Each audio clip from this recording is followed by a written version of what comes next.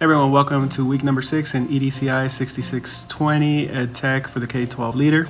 This week we go heavy into the professional development aspect of the course, and you want to look at the backwards mapping document to see how these assignments are integrated. The next big piece is you want to look at the ISTE standards for educational leaders. I got a big fun fact for you. The ISTE standards also included input from 295 students, which is a great example of including student voice in a large task. A former director of the Office of EdTech in the U.S. Department of Education stated the following: 10 years ago, we might have wanted to include empowering students in the standards, but didn't have a lot of tools to make that possible. When you have the tools to allow students to choose a variety of different topics and take ownership over their learning, it's able to be reflected in the standards. Now we can ask, how do we create learners and not just students with particular skills? How do we create lifelong learners? And I do want to push back on the concept a little bit of all of the empowerment pieces not being possible before. Remember, we go back to the Newsboy era strikes in the early 1900s. We talked about Mary Beth Tinker, the East LA blowout, Elmore City, Oklahoma, that later led to the creation of the movie Footloose, the LGBTQ clubs in Utah. And all of these are examples of how students were being empowered even when technology was not available.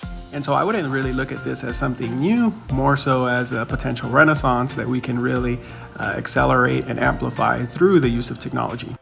At the bottom of the module and in this announcement, you're also going to see some examples of professional development plans you can use if you don't have access to any yet. So I got a few examples that show the way the assignments are integrated and can really help you plan as you finish the course.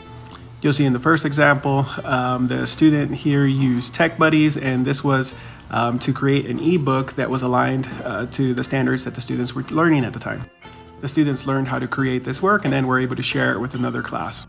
And so then comes the second assignment where you lead a professional development. And then the way that I want you to consider this is, you've had students creating this great ebook. Other teachers are buying in and they're saying, hey, we want to know how we can do the same type of deal.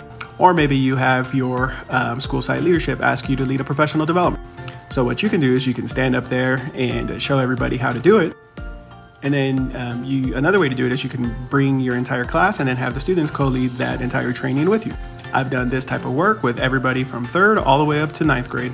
I've also seen examples of this happen with kids at 1 and 2.